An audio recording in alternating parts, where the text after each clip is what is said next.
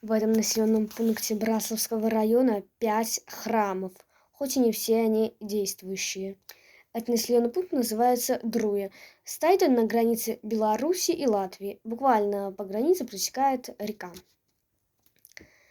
Один из самых больших храмов – это католический костел. Далее, так скажем, второй храм – это православная церковь Пресвятой Богородицы.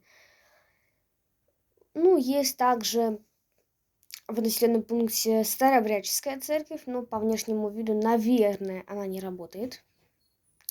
Есть еще руины церкви, точнее, наверное, больше колокольни.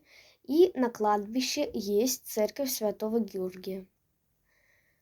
Также, на самом деле, знаменит этот населенный пункт тем, что у него есть свой Борисов камень. Это не Полоцк, это Друя.